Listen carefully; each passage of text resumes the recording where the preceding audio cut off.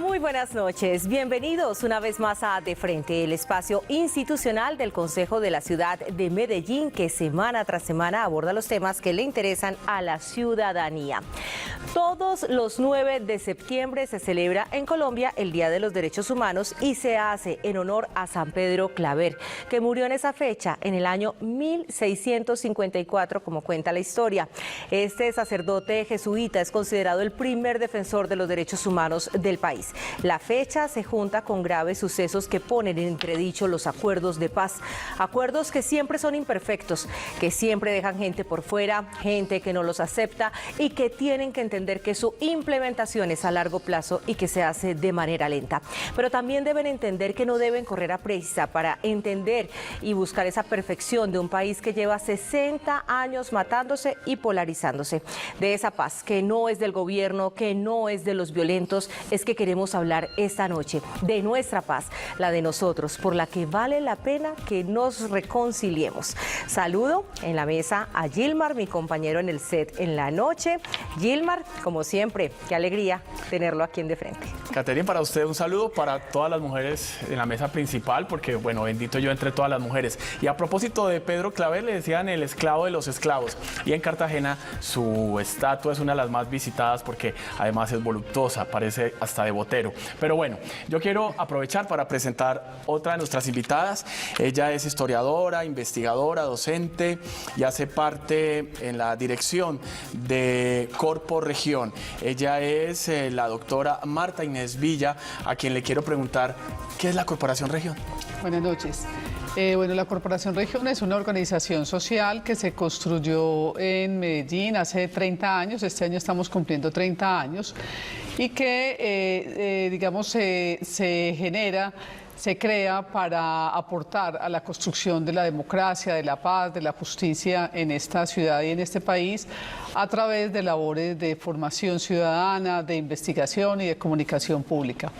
Y en ese sentido, pues una de las cosas que hacemos es juntarnos con muchas otras organizaciones, con muchas otras entidades públicas, privadas, otras organizaciones sociales para hacer cosas en pro de la paz y de la reconciliación en este país. Bueno, muchas gracias, bienvenida. También saludamos en esta noche Gilmar a Catalina Sánchez Escobar, directora del Museo Casa de la Memoria, doctora en Derecho, investigadora en temas relacionados con los derechos humanos, sociología, historia del derecho y ahora, como dijimos, directora del Museo Casa de la Memoria. Bienvenida, Catalina, y muy buenas noches. Buenas noches, muchísimas gracias por esta invitación. Y también saludamos a nuestra concejal, Gilmar. Es la anfitriona esta noche porque el programa institucional del Consejo de Medellín es la concejal de Medellín, Luz María Múnera Medina, por el Polo Democrático. Sí, señor. Feliz de estar de frente, feliz que esta mesa esté tan bonita, visitada por mujeres. Te tocó rico hoy, te tocó con mujeres y mujeres todas bellas e inteligentes. Bueno, saludar a los medellinenses y decirles que De Frente hoy quiere hablar del tema que nos llena el corazón a todos los ciudadanos, pero fundamentalmente a nosotras, las femeninas, las mujeres. Vamos a hablar de paz. Y también recordar que la doctora Luz María Múnera es miembro del COMPAS, del Consejo Municipal de Paz. Sí, no solamente miembro, sino que hoy se instaló ya formalmente su primera reunión, pero además de eso llevamos 2 años trabajándolo, así que hoy algo así bien femenino vimos parir nuestro Consejo Municipal de Paz. Hoy es un día de fiesta para la ciudad, definitivamente, y es un día para recordarle a todos y a todas que no es de los concejales ni de los gobernantes, sino de ustedes, de cada uno de los ciudadanos, hombres y mujeres. La paz de todos los días para todos y para todas la construimos juntos. Además de la mesa principal, pues tenemos a nuestro compañero Johan, quien está ya listo a través de las redes sociales para que ustedes interactúen con nosotros, porque en el Consejo de Medellín el poder es tuyo. Nos vamos directamente a conectarnos 4.0. Esto es Conectados, Johan.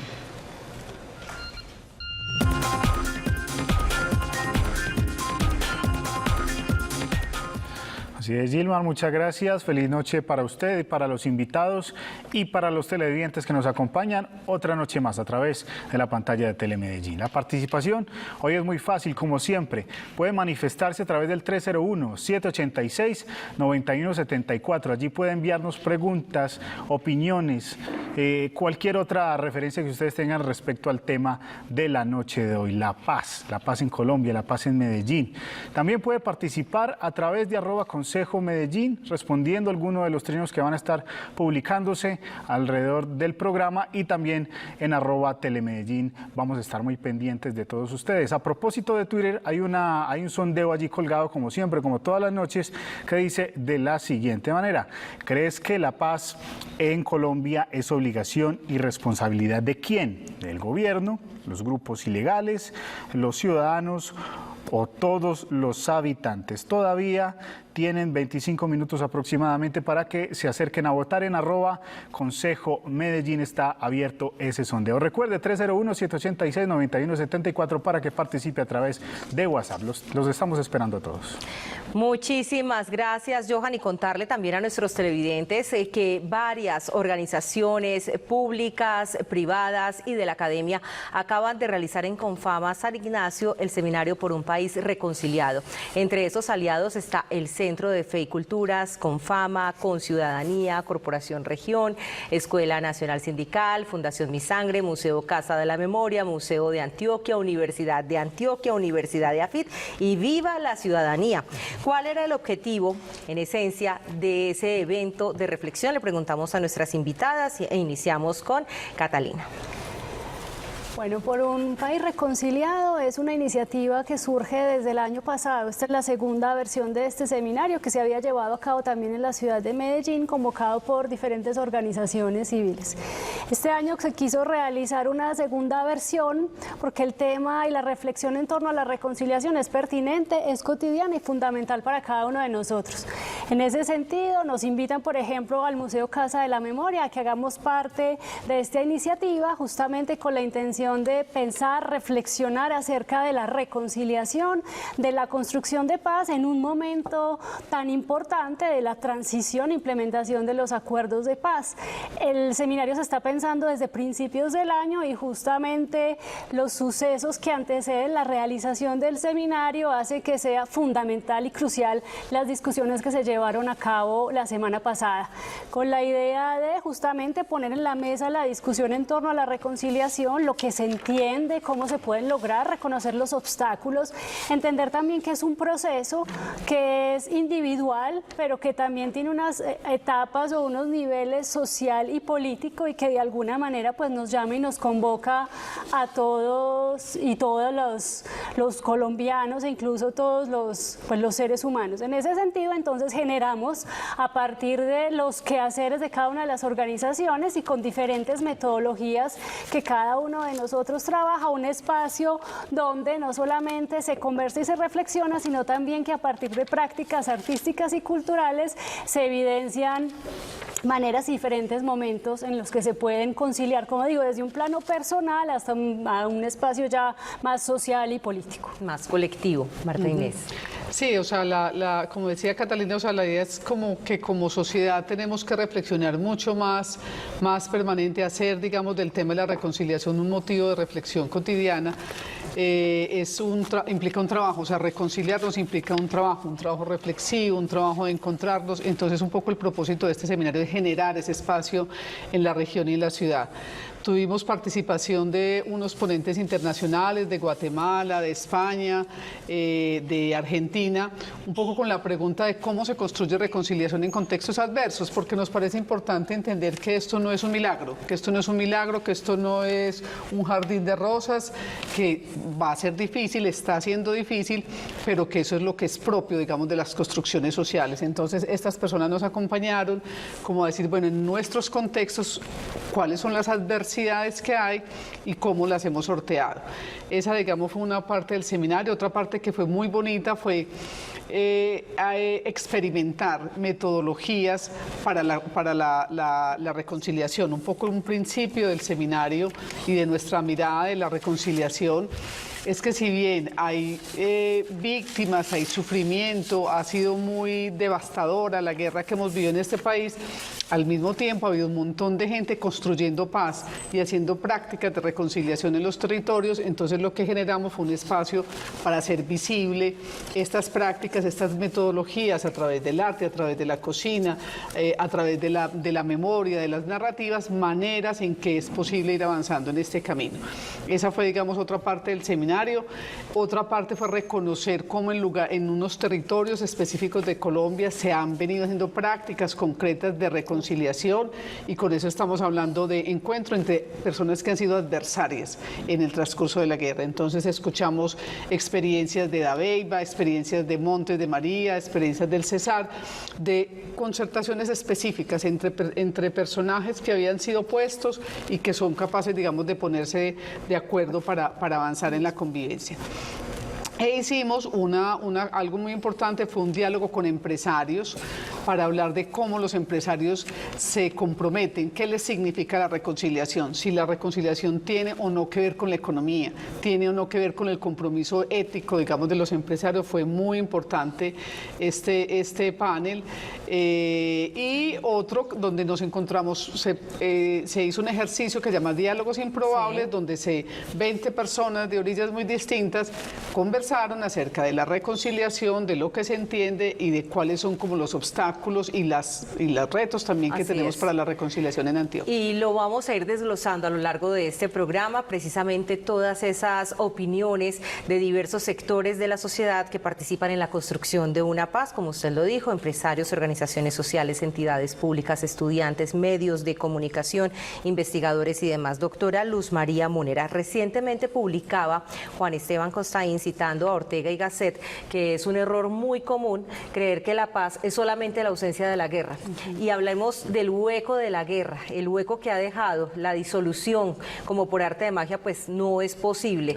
De hecho, tenemos muchos vacíos en el territorio que no han podido ser llenados ni por el Estado ni por los ilegales en los territorios donde se presume ya hay un aire de paz. Hablemos de ese vacío de la guerra. Hay una consigna que en algún momento en todos estos procesos de paz se manejó y que el evento del que ustedes dos están hablando me la recuerda mucho, y es que llegó un momento en que hablábamos un idioma como por fuera de lo normal y lo natural de la esencia humana, que decíamos perdón y olvido, y resulta que ese no era el camino. El camino no es olvidar, sino muy por el contrario, poder hablar, como lo planteabas tú, poder expresar abiertamente lo que ha significado para los colombianos esa guerra, ese conflicto, ese dolor para unos y para otros, lo que ha significado. Entonces no podemos olvidarlo, tenemos es que tramitarlo para poder construir un espacio mejor.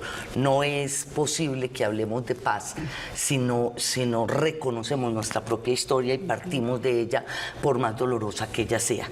Eso como primero. Y ahí, por ejemplo, el Estado no ha entendido, porque desafortunadamente en un país como Colombia el Estado no es el Estado desde el punto de vista, usted es abogada, teórico, ¿cierto? Sino que el Estado en Colombia es una cosa extraña que se revuelve entre los intereses económicos y la política misma. Por ejemplo, frente a la pregunta que hacen ustedes hoy, en la encuesta, hay dos respuestas, y dos respuestas absolutamente válidas. Desde el punto de vista jurídico, uno diría es responsabilidad del Estado porque la Constitución dice que es un deber de obligatorio cumplimiento, pero también desde el punto de vista social y político, la paz es un problema de todos y todas porque es nuestro y no nos lo puede robar ninguno, ni la clase política, ni la económica, ni la guerrilla, ni los paramilitares, ni el ejército, ni las BACRIM, ni nadie. Tiene que ser una herramienta que como ciudadanos la ejerzamos y la podamos trabajar no en el olvido, sino en el reconocimiento de nuestra historia para poder construir. Y mientras tengamos hambre, miseria, desempleo, mientras tengamos que subir 10 cuadras desde cualquier lugar del centro de Medellín y encontremos ranchitos, y encontremos gente viviendo de todos los días de la limosna, y niños y niñas ejerciendo prostitución, explotados sexualmente, mientras encontremos esas cosas, la construcción de paz se hace todos los días más difícil, pero no imposible. Sigue siendo la tarea construir una nación con mejores condiciones de vida digna que posibilite que la paz sea un asunto de todos y de todas, construido desde la dignidad humana, y la dignidad dignidad humana es el todo en una nación. Nosotros tenemos que empezar a sentirnos nación colombiana con toda esa dignidad para poderle decir a todos los mandatarios, venga, pare, espere. Es la historia de mi nación, es la historia de mi país. Yo soy colombiano o soy colombiana y estamos hablando del porvenir de mis hijos, de mis nietos. Entonces vamos a construirlos no olvidando, sino tramitando nuestra propia historia. Pues hay que decir obviamente que la paz va más allá de una decisión que quede escrita en unas páginas, es un tema de la construcción del ser. También recordando entonces, evocando a Constaín, los enormes esfuerzos que demanda la guerra palidecen cuando trato de defender y mantener la paz. Es un esfuerzo todavía mayor, dice también algunos de los apartes, doctora Catalina. Efectivamente, la construcción de paz también es un proceso constante, arduo, difícil, que da miedo, que genera desconfianza en un contexto como el colombiano, en donde durante 60 años hemos tenido un conflicto que nos ha alterado las dinámicas sociales. Nos dicen paz y nos asustamos porque no sabemos qué es eso de la paz, cómo se tramita, cómo se vive, cómo se instaura. Entonces, justamente generar esos espacios que se llamen seminarios, que se llamen Museo Casa de la Memoria, incluso cátedras de paz, es importante generar esos espacios de reflexión para que entendamos que cada uno de nosotros tiene justamente esa obligación, pero también ese derecho de vivir en paz. Entonces, cómo cada uno de mis actos cotidianos o cada una de mis omisiones, porque también el silencio puede construir paz, así como también el silencio puede construir guerra, es tomar conciencia del papel que cada uno de nosotros juega fundamentalmente en esa construcción de paz, y que es una construcción que nos beneficia a todos, que es un llamado individual, pero también es un aporte colectivo. Lo que cada uno de nosotros, lo que conversemos aquí, lo que hemos venido trabajando en los últimos 7 meses, lo que se presentó en el seminario fue el esfuerzo de un trabajo colectivo, pero también el convencimiento de cada una de las organizaciones y de los miembros de los equipos que estábamos ahí, convencidos de que nos merecemos un país en paz y de que es importante ponérselos y ofrecérselo también a los ciudadanos, esas discusiones, esas reflexiones, mostrarles las dificultades que tiene, pero también una esperanza de que es posible y que existen un sinnúmero de alternativas y de estrategias para lograrlo. Es destacar que la dificultad puede ser mayor a la guerra, pero que vale la pena los esfuerzos, vencer el miedo, saltar los obstáculos e intentarlo una y otra vez, porque es importante que todos los que no hemos conocido un país en paz, pues logremos no solamente imaginarlo, sino disfrutarlo, y que las nuevas generaciones de verdad puedan tener unas condiciones de vida diferentes.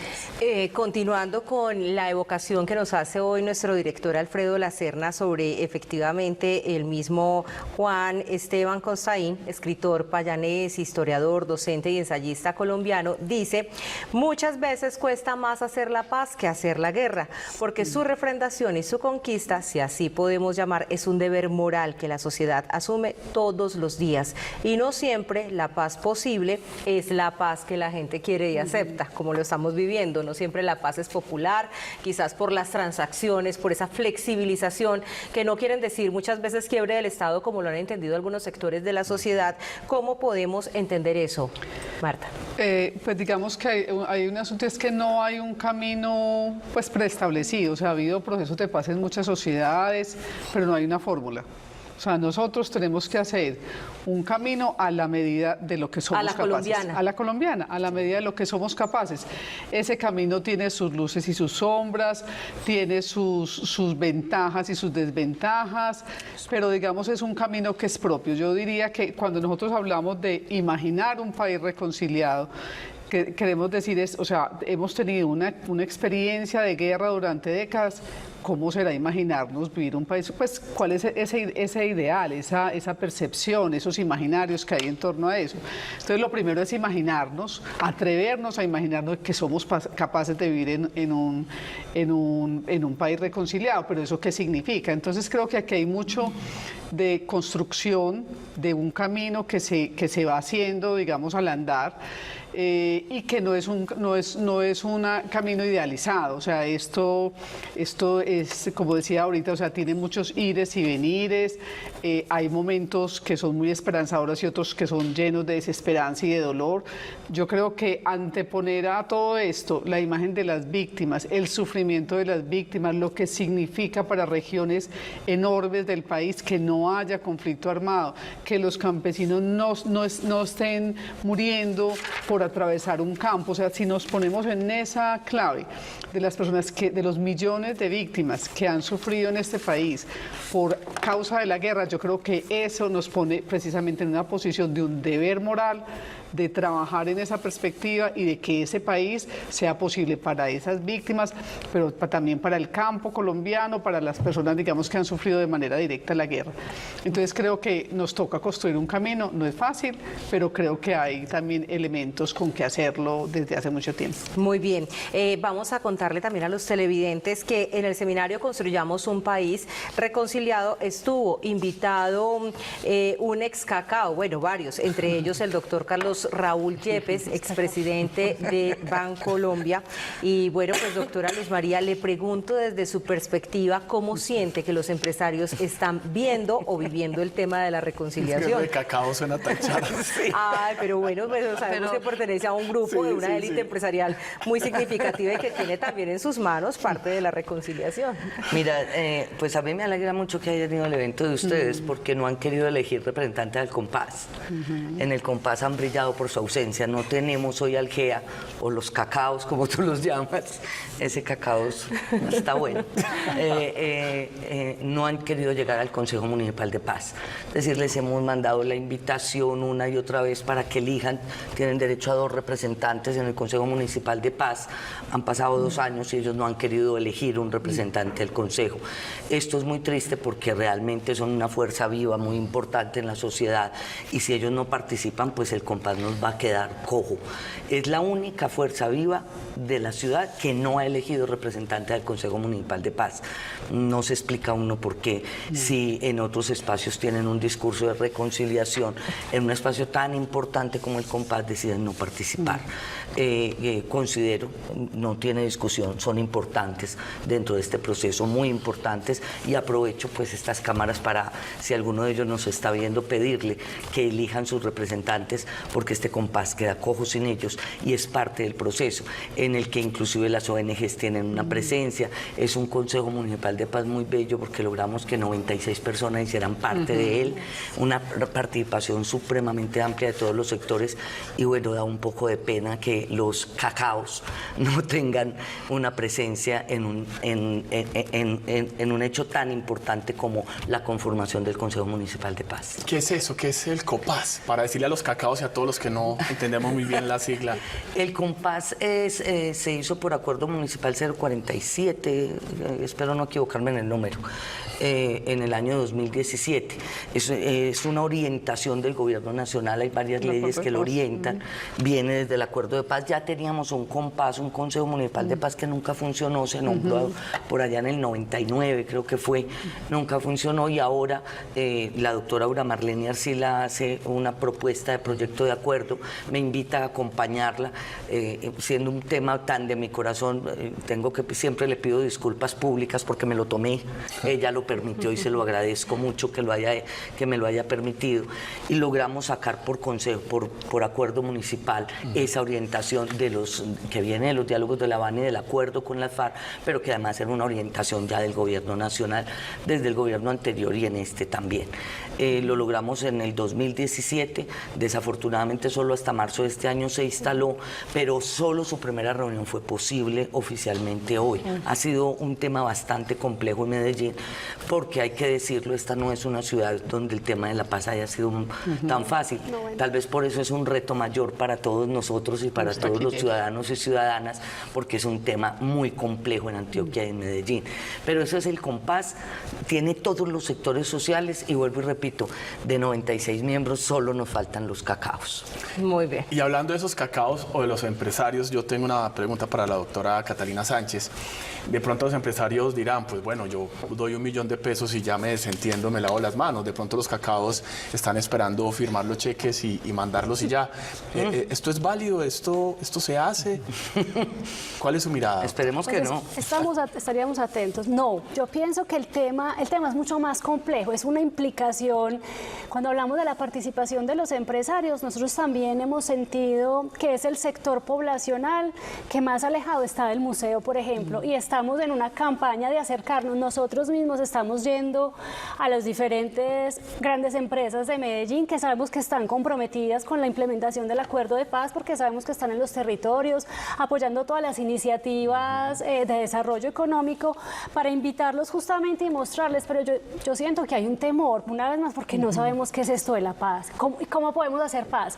Firmo un cheque, acompaño una iniciativa, pongo unos recursos, les presto mis instalaciones. Eso es algo mucho más complejo, es un compromiso que va más allá de lo económico. Digamos que lo económico es importante, sobre todo para ese apoyo a esas iniciativas que necesitan, digamos, recursos para arrancar, pero es una implicación que va mucho más allá. ¿Por qué? Porque ellos tienen acceso a unos recursos, a unos medios y una posibilidad de sobrepasar unos obstáculos que las organizaciones o que los individuos de manera aislada o la institucionalidad no pueden. Entonces es un compromiso que va mucho más allá. Es decir, sí, genial si van a financiar o si van a apoyar, pero es un compromiso que va mucho más allá. Además, porque los empresarios tienen una ventaja que no obedecen a las dinámicas de lo público. Las dinámicas de lo público es que en la ciudad cada 4 años hay un cambio de administración, un gobierno nacional también, las empresas permanecen en el tiempo. Entonces eso da estabilidad, permanencia, proyección. Entonces el compromiso es mucho más, pero yo siento que hay un miedo, es un temor, pero es porque no entendemos exactamente lo que es paz, cómo ayudo yo a la reconciliación y hasta dónde van verdaderamente mis compromisos. ¿Será que eso compromete, mi posición o eso me lleva a un político? Exactamente, entonces entender que es algo que no tiene un color, que tiene todos los colores, que es un llamado a todos. Entonces es más un desconocimiento, y de ahí nuestra invitación desde el Seminario por un País Reconciliado y también lo que estamos haciendo nosotros, por ejemplo, particularmente desde el Museo Casa de la Memoria, en decirle, miren, esto es lo que somos, esto es lo que hacemos, esto podemos hacer juntos. Venga, los invitamos no solamente a que vayan al museo, sino que nosotros los podemos acompañar en unos procesos. Entonces es un desconocimiento, porque una vez más la paz nos cogió desprevenidos, y ahora ¿cómo hacemos para vivir en paz? ¿Qué es vivir en paz? Entonces es justamente, y hay una cosa que a lo mejor no han descubierto, y es que nosotros, organizaciones públicas y privadas o independientes, tenemos unos recursos, un conocimiento adquirido, unas experiencias que podemos poner a su servicio para que ellos también aprendan y se puedan vincular a estos procesos de reconciliación y construcción de paz. Pues a propósito de ese tema que ustedes mencionan, el papel de los empresarios, el empresario tiene que salirse de esa creencia según la cual es un actor económico. Y Carlos Raúl Yepes le recordó en el seminario que los empresarios también son actores sociales, Martínez. Sí, quería decir que, digamos, espacios como el que tuvimos en el seminario, yo creo que es importante porque, digamos, es cierto eso de que la mayoría de los empresarios no se están dando cuenta, digamos, o tienen temor o tienen reservas o oposición pues al proceso de paz, pero a mí me parece que también es muy importante reconocer que hay empresarios y hay empresas que están haciendo lo que les toca. Sí. O sea, ahí en el seminario escuchamos experiencias de empresarios que están trabajando con excombatientes de las autodefensas y con excombatientes de guerrillas, que están generando prácticas de reconciliación y de tramitación de conflictos en sus empresas. Empresarios que están haciendo la labor dentro de sus pares de decir, o sea, incluso por razones económicas, la paz es algo que nos debería interesar a todos, La incluso paz por es razones rentable. económicas.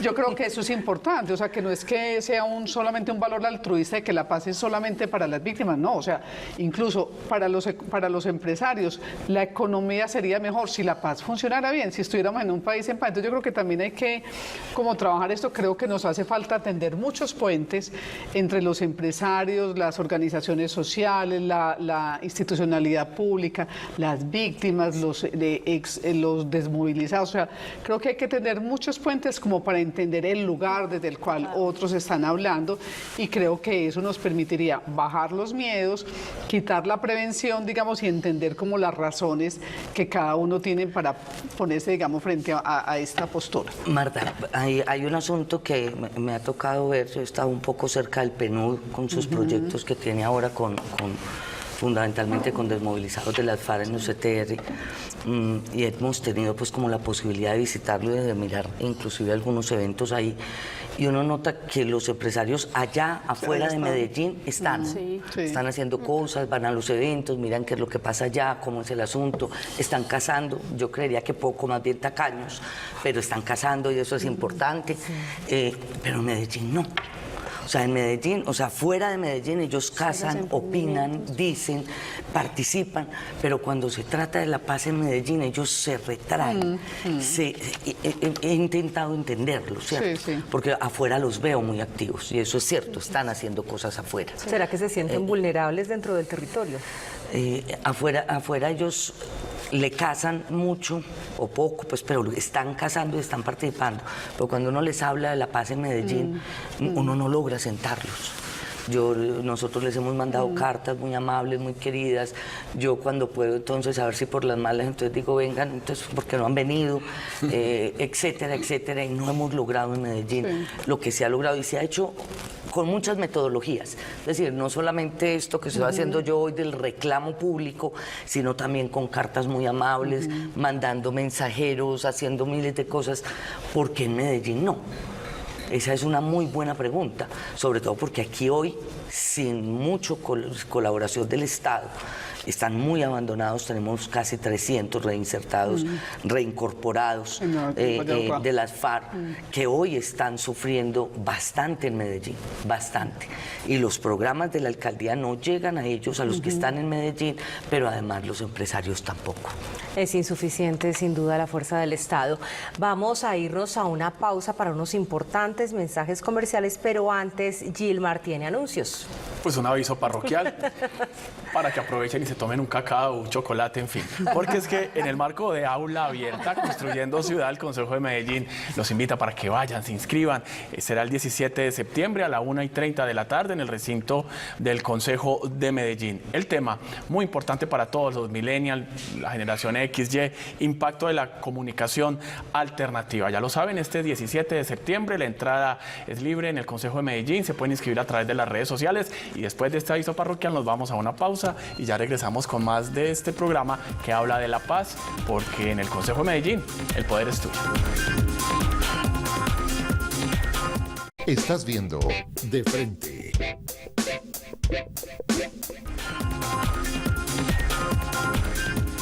Gracias por continuar con nosotros en De Frente, espacio institucional del Consejo. Esta noche nuestro tema, la paz es de todos, defendámosla. Y seguimos hablando acerca también de los ecos y la responsabilidad existente en cada uno de los rincones de la sociedad. Y también hay que decir que en el seminario del que hemos hablado se preguntaron por el valor de la memoria como garantía de no repetición, entre otras personas con la periodista de Montes de María y Premio Nacional de Paz, Soraya Bayuelo. Pero además ustedes pues son el Museo Casa de la Memoria, doctora Catalina, de la ciudad de Medellín. Hablemos también de esa memoria que es necesaria y además que lo mencionaba la doctora Luz María en los inicios del programa, que no era simplemente decirle a la gente olvide y siga para adelante, sino que hay que buscar que ese recuerdo cambiemos la forma de que no nos duela tanto y podamos mirarlo con otra óptica distinta a la del rencor. Incluso aunque nos duela, porque es que es imposible que no nos duela, pero es superar ese dolor y ver a partir de ahí una cantidad de posibilidades para seguir adelante.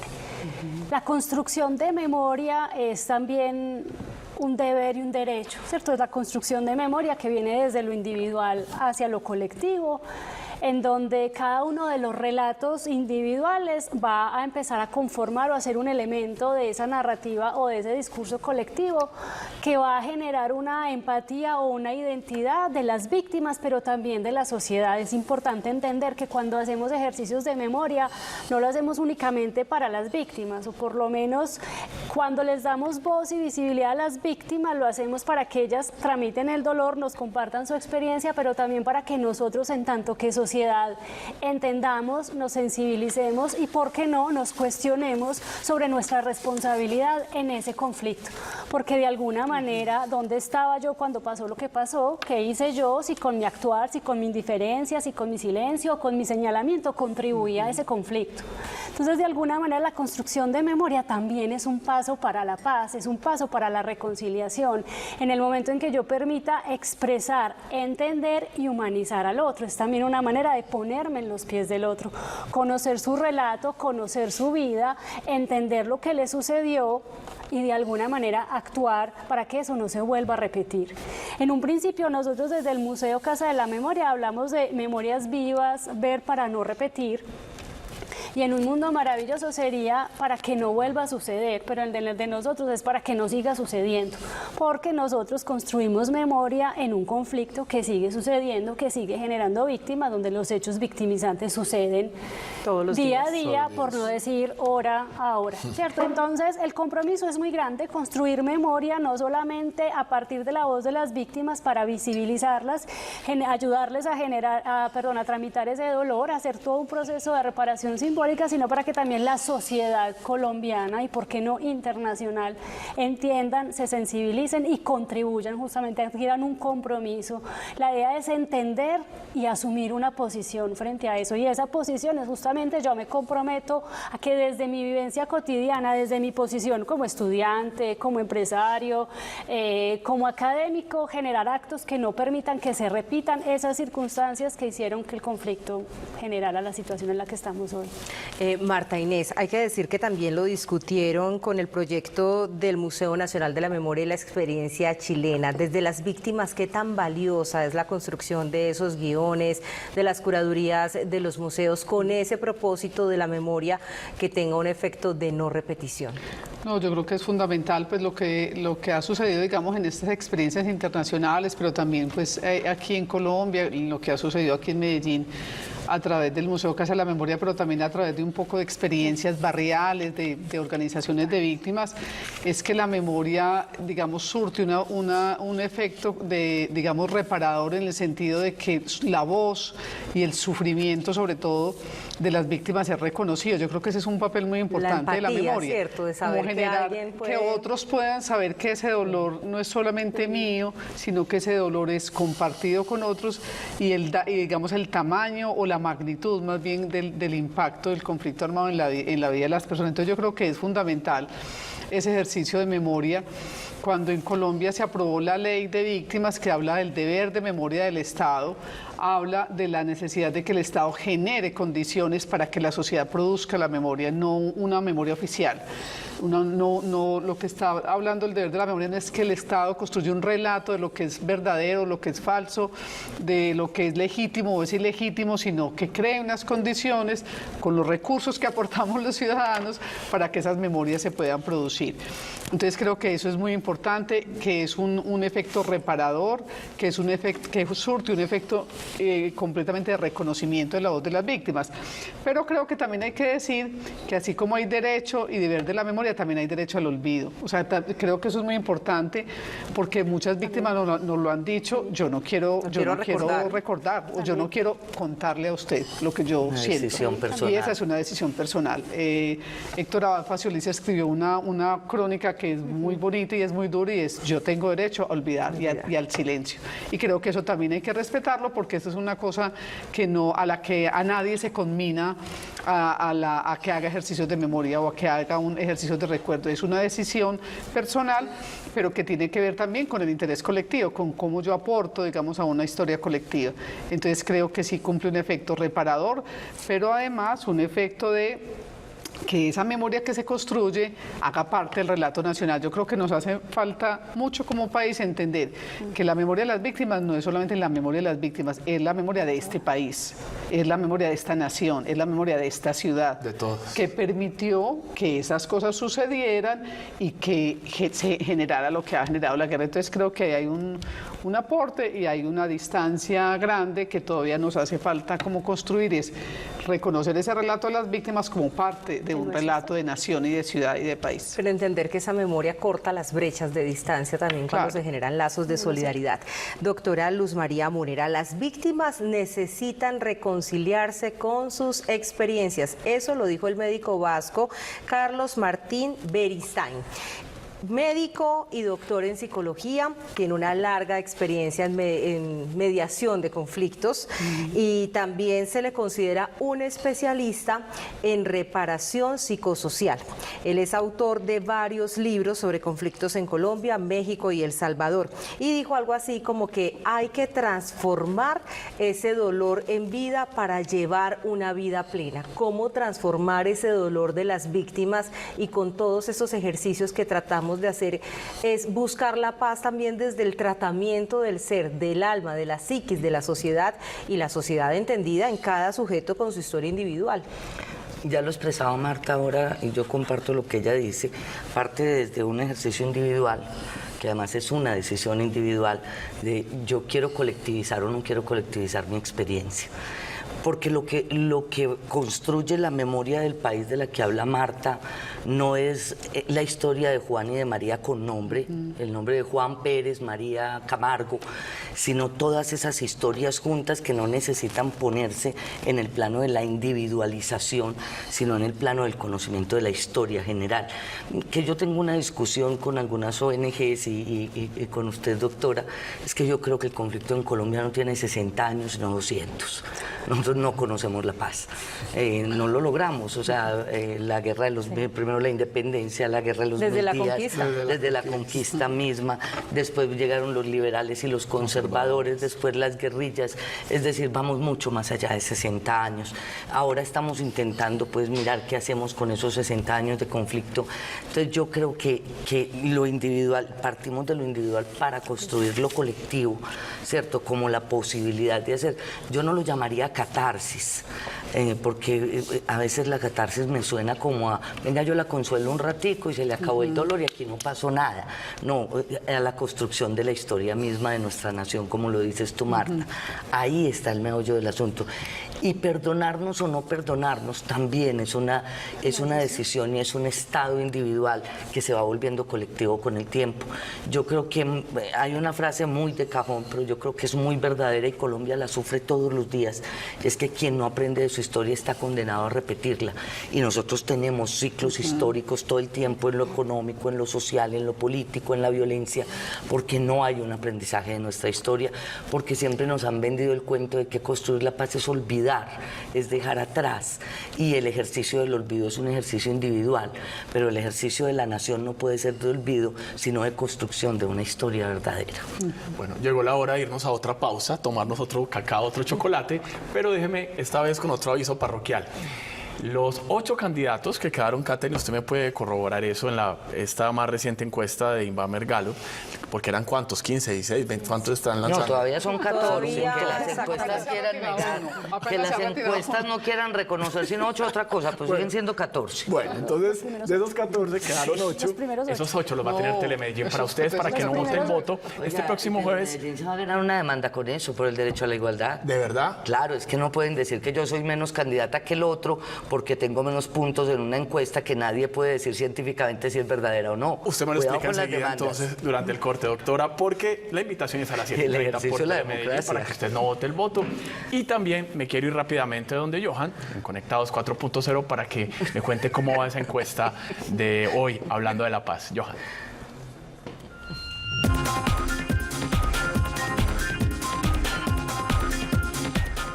Así es, Gilmar, los resultados del sondeo en la noche de hoy en @ConsejoMedellín para que nos siga y esté enterado de todo lo que pasa en la Corporación de los Medellinenses. ¿Crees que la paz en Colombia es obligación y responsabilidad de quién? El gobierno 19%, los grupos ilegales 2%, los ciudadanos 2%, todos los habitantes 77%, la mayoría dice que todos los habitantes tienen la obligación y la responsabilidad de la paz en Colombia. 63 votos en @Consejo de Medellín. Recuerde también seguirnos en Facebook, en YouTube y en Instagram como Consejo de Medellín. El poder es tuyo. Vamos a una pausa y ya regresamos con más de frente. Estás viendo De Frente.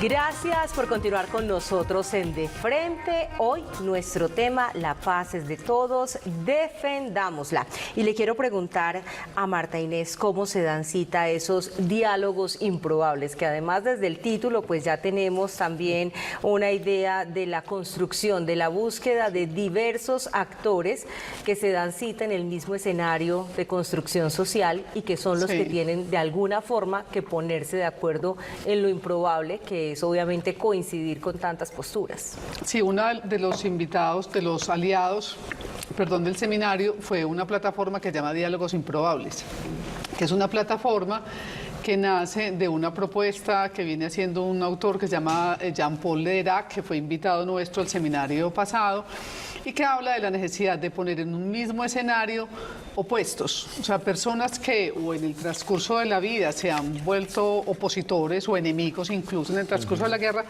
o que por posiciones políticas, ideológicas nunca se encontrarían, están en orillas totalmente distintas. Entonces, un poco el principio de esta metodología es tenemos que ir creando diálogos, escenarios para la conversación. Oiga, no para la deberían de invitar conversación. al doctor Federico y a mí a una cosa de esas. Deberíamos hacer uno, pero lo planteo en serio. O sea, Eso no es un diálogo improbable. Ese es un diálogo improbable. Pero realmente, o sea, uno de los espectros que más requiere un diálogo entre probables es el espectro político. Sí, claro. Precisamente porque allí se han construido posiciones que son válidas, que son legítimas, posiciones ideológicas que pueden... El asunto es cómo una posición ideológica distinta o la postura frente al adversario no lo convierte en enemigo, porque es convertirlo en enemigo lo que nos impide estar en un mismo escenario.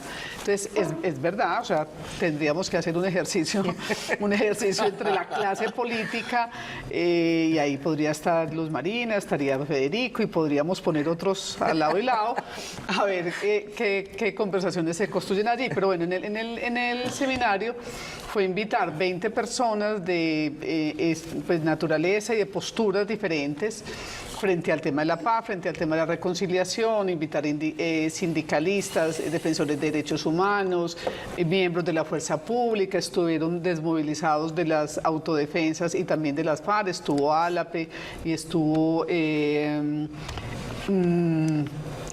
hombre, se me olvida entonces, digamos, un poco la idea era estas personas distintas que piensan frente a la reconciliación, estas personas distintas que piensan sobre la convivencia, estas personas que son distintas que piensan frente a las víctimas.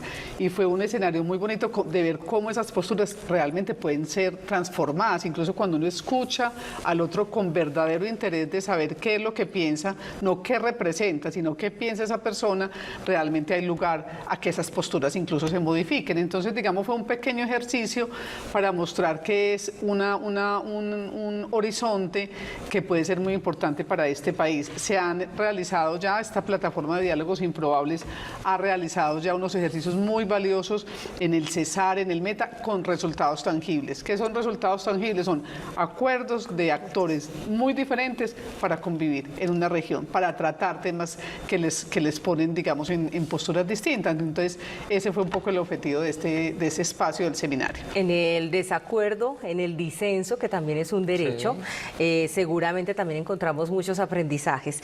Vamos a preguntarle también a la doctora Catalina, porque ustedes como Museo Casa de la Memoria acaban de publicar un manifiesto sobre la aparición del grupo liderado por Iván Márquez y dicen en apartes del mismo, abro comillas, en consecuencia hacemos un llamado a la ciudadanía para entender que esta decisión no puede obstaculizar el compromiso que como sociedad hemos asumido con la construcción de paz y con la necesidad impostergable de afianzar el proceso, cumpliéndole a aquellos que sí se han ajustado a las condiciones pactadas. Es momento de congregarnos en torno a la posibilidad de madurar y concretar exitosamente la reincorporación de los excombatientes que arroparon la esperanza de un porvenir lejos de las armas y garantizar su permanencia dentro del pacto con la certeza de que la guerra no es conveniente para nadie. Y en ese sentido, desde el museo, seguiremos aportando a la sensibilización y concientización ciudadana que nos permita vivir un futuro donde las voces y miradas divergentes sean reconocidas y valoradas como riqueza social y cultural. Firmado por Catalina Sánchez Sánchez Escobar, directora general, a propósito de la diferencia y el disenso. Si bien este comunicado lleva mi firma, tanto que directora, es un comunicado que manifiesta el sentir de todo el equipo del Museo Casa de la Memoria y que manifiesta de manera congruente nuestra misión y nuestra visión, ¿cierto? Nosotros como Museo Casa de la Memoria mal haríamos en no manifestarnos, ¿cierto? Nosotros que queremos reconocer con ello, y es lo que, de hecho, lo que hacemos es unirnos a una serie de manifiestos que se empezaron a emitir una vez nos conocimos este comunicado, y es el hecho de que algunas personas contadas expresen que no se adhieren al acuerdo firmado no quiere decir que tengamos que desconocer a las miles que sí se han unido y que le están apostando a esto. Además, estábamos en vísperas de realizar el seminario, o sea, es simplemente ser coherente con toda nuestra misión, con nuestra visión y con el compromiso que cada uno de nosotros adquirió. Cuando uno hace parte de un equipo del Museo Casa de la Memoria, nosotros le estamos apostando a la construcción de paz, a la reconstrucción del tejido social, a la reconciliación, a tratar de vivir en armonía. En este sentido, nosotros trabajamos ¿con quién? Nosotros trabajamos con las víctimas. Le hemos preguntado a las víctimas, le hemos preguntado a los campesinos lo que significa este manifiesto de que vuelven a tomar las armas y de que salen nuevamente a la selva. Nos hemos puesto a pensar en esas familias que fueron una y otra vez desplazadas, de que posiblemente vuelvan a hacerlo. Entonces, de alguna manera también expresar el clamor de las víctimas con las que nosotros trabajamos y manifestar ese temor y esa frustración que ellas sintieron. Es que cuando uno habla con las organizaciones, con las víctimas, como lo hacemos nosotros, todos los días trabajamos con ellas, no es solamente una... No, nosotros estamos en el territorio, ellas vienen, sí. Es ese miedo, ese temor, es decir, ¿cómo así? O sea, a lo que le habíamos apostado desde hace 2 años, entonces que no. Hay algunos que sí les apostamos y seguimos trabajando con y por ellos. Y como país es no perder la fe. La construcción de paz es compleja, nadie dijo que iba a ser fácil y no la asumimos como una tarea fácil como lo ha expresado Marta. Le seguimos apostando porque hay muchísimos que sí le creen, sí, que sí le apuestan y que sí se la vamos a jugar. Eso era justamente lo que pretendíamos con ese comunicado, es seguir respaldando esas iniciativas de paz que vengan desde las víctimas, desde la sociedad o desde las organizaciones. Muy bien, el tiempo se nos agota, pero doctora Luz María, queremos hablar de las elecciones locales de octubre próximo porque van a marcar un hito. Los gobernantes que se elijan serán corresponsables de implementar buena parte de las medidas del acuerdo en sus territorios. Sí. Por ello, pues será clave saber qué piensan esos posibles gobernantes para fortalecer la presencia del Estado en los municipios más afectados por el conflicto armado. Hablemos también de cómo va viendo usted esas elecciones y quienes puedan llegar a acceder a los cargos de elección popular. Bueno, lo primero, frente a la paz, yo sí creo que es la pregunta obligada para todos los candidatos. Y candidata, hay una candidata mujer, no 2 candidatas mujeres. Para todos los candidatos y candidatas a la alcaldía de Medellín y a la gobernación de Antioquia es una pregunta obligada. ¿Cuál es su postura frente a la paz? Porque comunicados tan bellos como los que sacó Casa de la Memoria, no todos lo piensan de la misma manera y creo que la ciudad y el departamento y el país debe asegurarse de que va a elegir hombres y mujeres para la paz, hombres y mujeres para la reconciliación. Eso como primero. Y como segundo, creo que no está claro el panorama electoral todavía. Hay muchas luces y muchas sombras que no dejan ver todavía el panorama. Creo que es el momento de hablar de unidad alrededor de posturas ideológicas y políticas que no son malas ni son para agarrarse del pelo, sino para que aprendamos, como lo decía usted ahora, a vivir en la diferencia. De eso se trata la democracia, pero creo que es hora de la unidad, de que la derecha se una y la izquierda se una para que podamos tener unas propuestas claras que entregarle a la ciudadanía frente al concepto que tenemos de paz, el concepto que tenemos de modelo de ciudad y frente a cómo miramos el avance hacia la construcción de paz en Medellín. Todavía no está claro. Yo espero que el que gane con la paz, la dignidad para todos los habitantes y el cambio del modelo de ciudad que yo no comparto. Muchísimas gracias a nuestras invitadas, por supuesto, a Gilmar, quien nos acompañó también en la conducción, a Johan en las redes sociales y a todos los televidentes que se hicieron manifiestos a través de las redes sociales y que por supuesto están siempre atentos a la sintonía de nuestro canal Telemedellín. Continúen con nuestra programación, les deseamos una feliz noche y nos vemos en un próximo De Frente. Gracias.